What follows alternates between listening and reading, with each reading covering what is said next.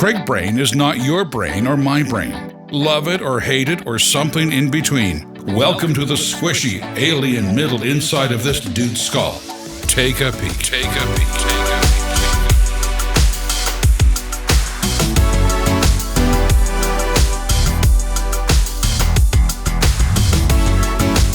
Hey, welcome to Craig Brain. It's Craig. Let's go. Talking this week about saltine crackers. Really talking about my mom, which is going to be fun. My mom listens to the podcast, which is even going to be funner. But by the time my mom listens to this, she will have seen the gift. It's not. I don't even know if it's a gift, but just what I kind of felt like I was supposed to do for this project, and how I got there was from probably one of the worst days of my life. So let's back up. It was just like last week. I was talking to my mom. And I said something to her, and she said, "Yeah, one of my friends, at the dog park was asking about you, and says your son always talks about his dad on the, but doesn't talk about you." And my mom, she wasn't mad about it, but I was just like, "Yeah, I know. I'm like fully aware of that." In fact, aware enough about it that earlier this year, it went in with a lot of intent on a particular experience to dive into that. And I haven't written a book in 5 years or so. The book that I wrote, I think one of the last books I wrote, I dedicated to my dad. He died before the book came out. But even that was like weird, I think. I don't want to speak for my mom, but I've heard things that kind of led me to believe, and I wrote about this in this letter, that like jealousy maybe would be the word. And I think it's interesting because I have a daughter and I have a son, and so maybe if you're in that situation, you kind of get it that like I don't know what it'd be like to just have like 3 daughters and then not being able to have like the way I connect with Nolan, like ever have had that. If I had 3 boys, I'd be like, oh my gosh, like that'd be awesome. But like I would miss so much of like how Elise and I connect in a different way. And I think what's even more fun is to have like a spouse that has a whole different way that they connect with each of the children. But specifically, like for me and our family, and this isn't a matter of like, oh, you like I don't know. It'd be fun to talk to my kids like, hey, who do you like the most? But like, who you like if you really want something, like who do you go to, mom or dad, or like who's the pushover, or who's the one, or like how they play us, so to speak. And I don't know if they play us, but so like I just Jeanette and Elise's relationship, I think it's so special, and I know she would say the same thing about say me and Nolan, and both of our kids have taken on a lot of things that we both enjoy. So like my wife always wish she could have danced. Her grandma's was like a ballroom dancer, ballroom. Roller skater. I don't know. She did dance. And then Jeanette never could afford to do that. And now Elise gets to do it. So they bond through that, and they go to Disneyland. Nolan and I like music, movies, football, sports, competitive things, soccer. I mean, it's just, we get to do those things. And the challenge then is, as like Jeanette to Nolan, like, hey, how do I connect on things that maybe are a little tougher for me? Part of my discovery into going into this, like, how do I figure out dance? Because like my daughter loves it. That's not going away. Like I want to figure it out. oh, like that's been awesome. But it takes some kind of more work. And I would say, like, with my mom, we've never had like an awful relationship. There's been times where it's just like, hey, it's uncomfortable. But there's always been like, okay, yeah, you're mom. And like, as I get up and as I grow up, yeah, there's just some things as a male then become more awkward, or you just don't go, I don't talk to my mom about those things anymore. And my dad and I weren't that close growing up. So then it's just like, hey, I don't talk to you guys at all really that much. And that was a lot of years of my life, like probably 18 to, late 30s, where it's just like, I don't need anything from you guys. I like you guys, but, we didn't live next in close proximity to each other. So, I mean, it was what it was. And then my dad had reached out to me and we started over. And later I talked to my mom about this, and my mom's like, well, I didn't ever think we needed to start over. And she's right. There was never maybe that tension or that stuff that my dad and I had. But I was like, my dad called me, I started over, cool, I'm just there. And then for me, it was just like, I have a son. This was just kind of come full circle. And very aware of like, the trips my dad and I would take or the things we would do. And it was just kind of like, and a lot of those revolved around sports. A lot of those revolved around things that like my dad and I both enjoy or they're easy. Like I took my mom to Barry Manilow. Like, I'm not saying that wasn't easy. That was fun because my mom was like, looks over. Levi and I were both there. Oh, she's like, he looks hella good, doesn't he? Well, you say so, Mom. But it was a fun show.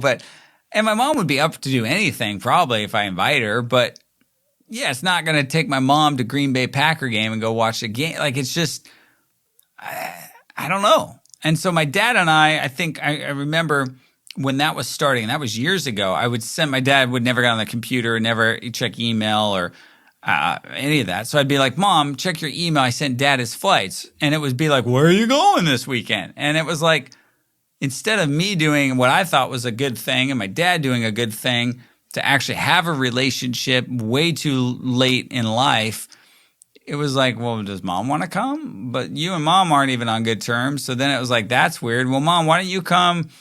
The kids have a birthday party or you're invited.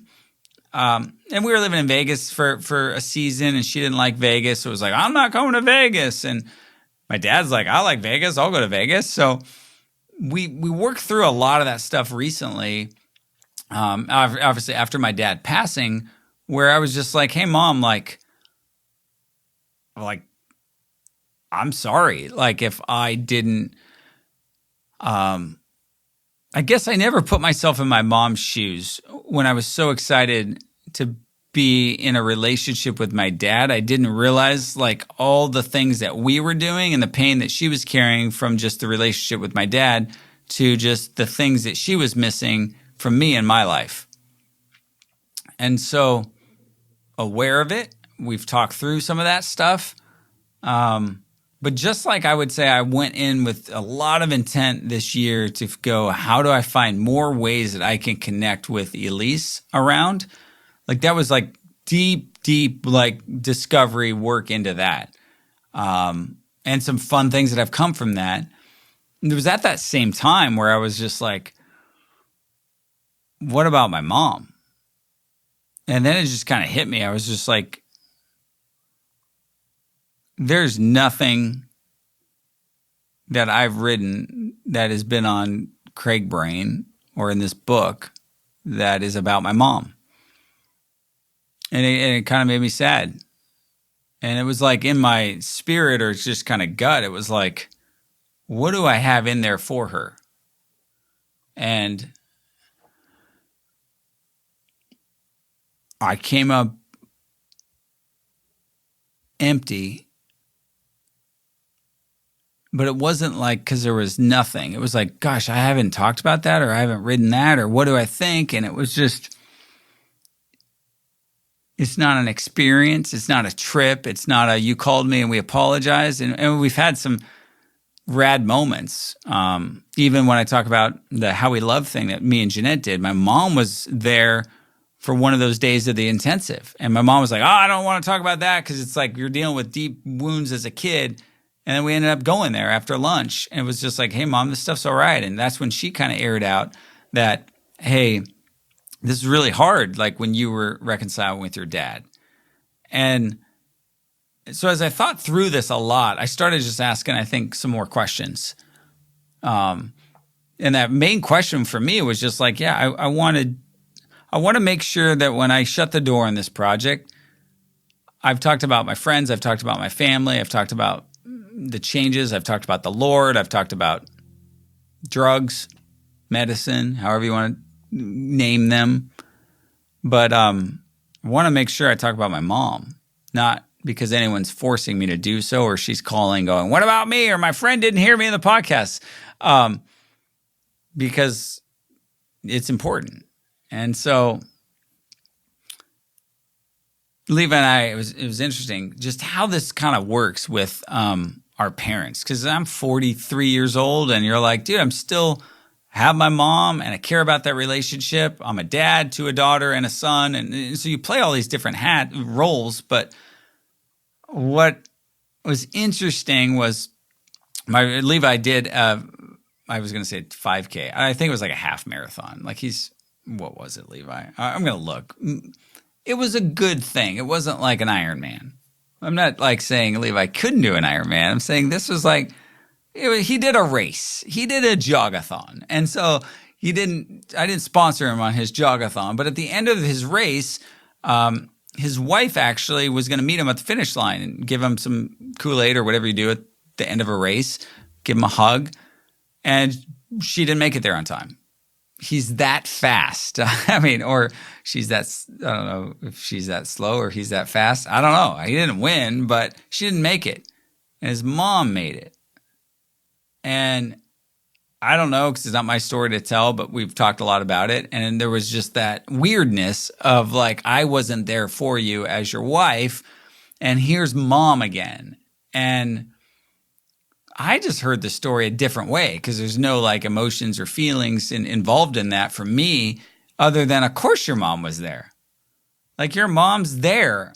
Like and that's where I think me and Levi share it. And we're at Coachella talking about that. It's like, dude, our moms like have been there. And my mom gives me shit about like the first time I was on Good Morning America, the first time, I've been on a lot of TV. And then it was like, dude, I'm on freaking Good Morning America, Mom. Like, I remember it's like, what's wrong with your hair? And then I go back to the photo. Like, we got to pull that up because it's classic. There was something wrong with my hair. But now, like, I would hear that all the time from my mom. It's just like, dude, what about like what we're doing? But I know, like, there's some things your mom's always going to be like, oh, yeah, what's with your hair? What's with you got something in your, like, she's looking out for you.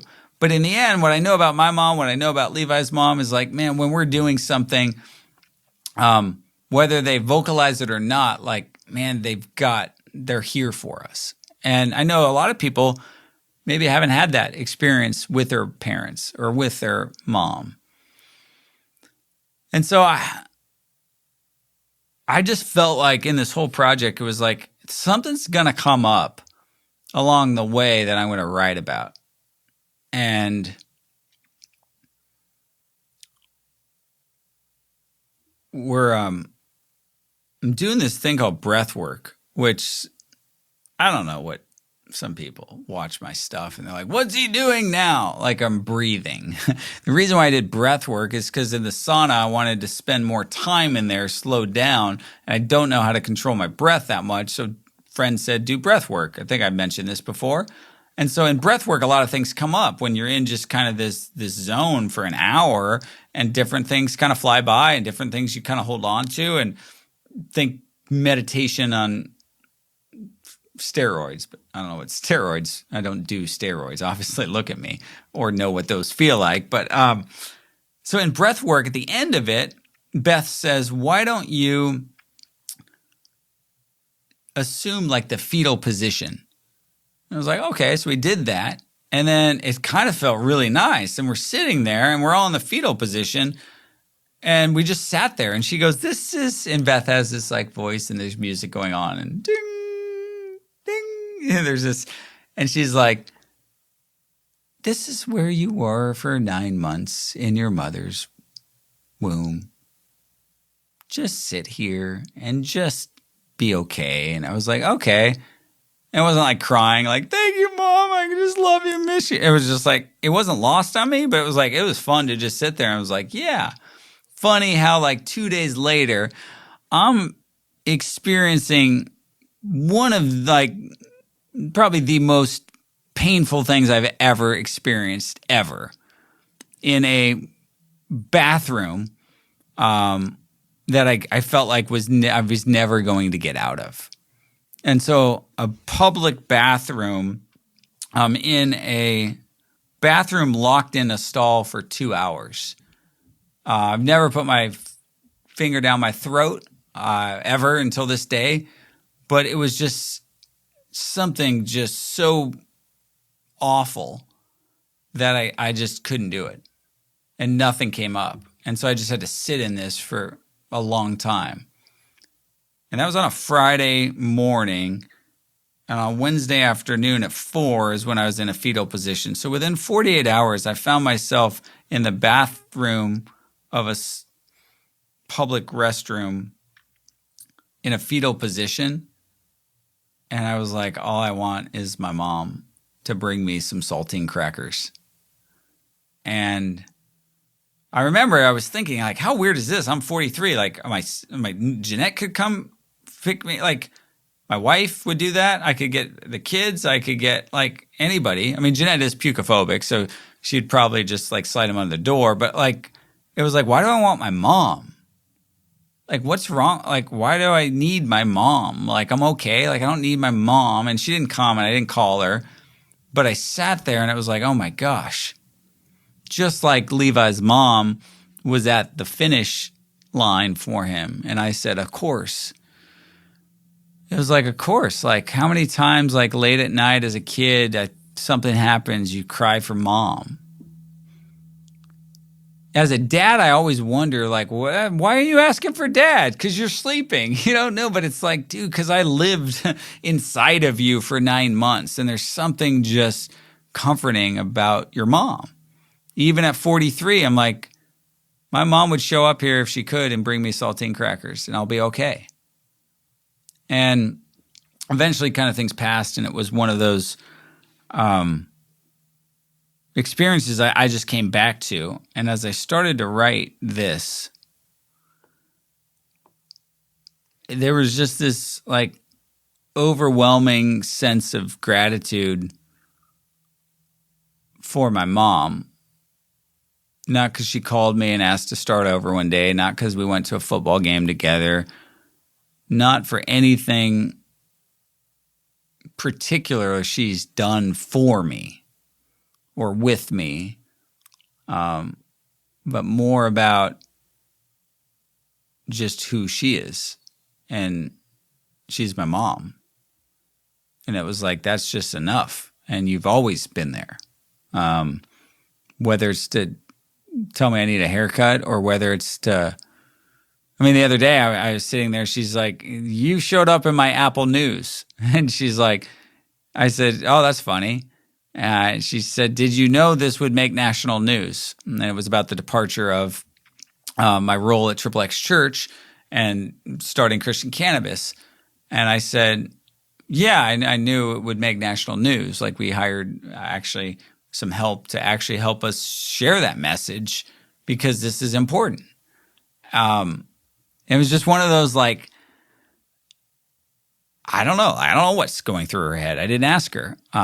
Like when you're scrolling through your news feed and you see something about your son, like that's maybe weird. Maybe that's fun. Maybe she does. I know she's proud. I know she's also concerned. You know, she was the first person to say, hey, you're really sure this XXX Church thing, leaving this, like that's the right move. And so as my mom and I have been able to, you know, talk through those things and talk more, understand each other more,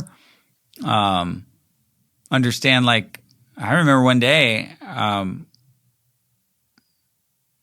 was actually that morning before that thing happened, where it ended up in a fetal position. I called my mom and I said, Mom, I just want to ask you a few things about Dad. And she's like, Craig, I don't want to tell you anything that's going to change your opinion of him.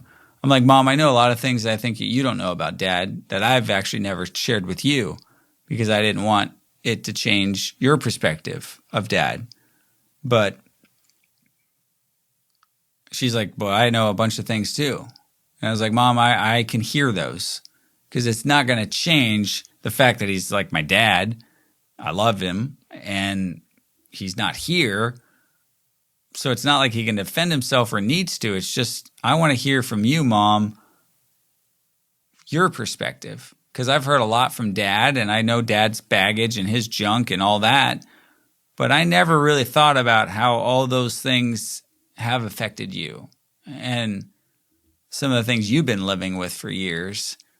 And I can see how, as much as you were excited for our relationship to start, me and my dad, how that hurt you because I didn't maybe pursue you like I pursued Dad, or I didn't talk to you about you like I talk about Dad. So anyways, I just went down to the computer as soon as like that whole day ended, and I just wrote this whole entry being grateful for the fact that I know my mom. I know who I am today is largely because of the support of my mom. And as much as, we butted heads or we've challenged each other, or I've, whatever you thought, or we thought we took sides or this or that, it's just like she's always supported and showed up in her ways, maybe not the ways I would do it, but in her ways that is that realization of like, yeah, she's always been there. She'll always be there. Like, she's got my back. She carried me. I am part of, it's like, this is who I came from. And, when you ask for something, like, hey, I'd really like something to give to my mom on this project. I don't think I would have asked for it if I knew that this is how I was going to receive it.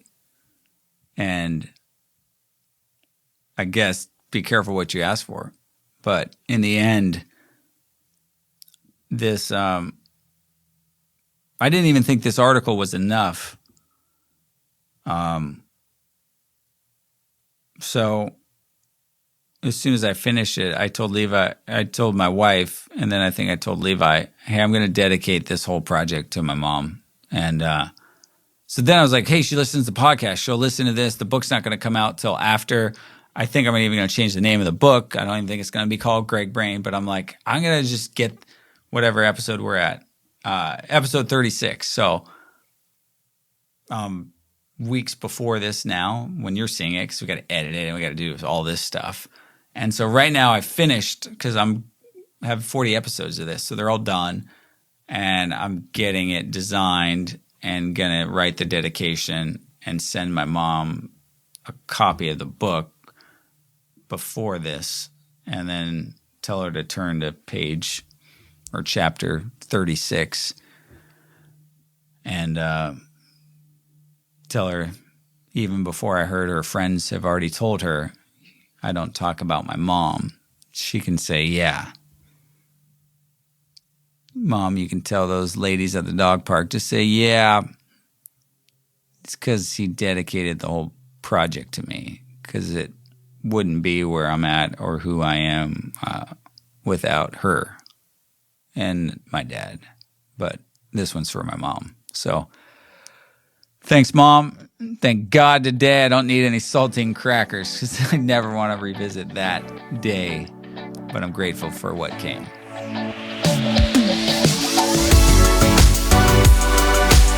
Thanks for thinking through Craig Brain. This podcast is only a small summarized part of a larger conversation. To read the full story, Check out www.craigbrain.com and follow at Craig Gross on whatever social suits your fancy.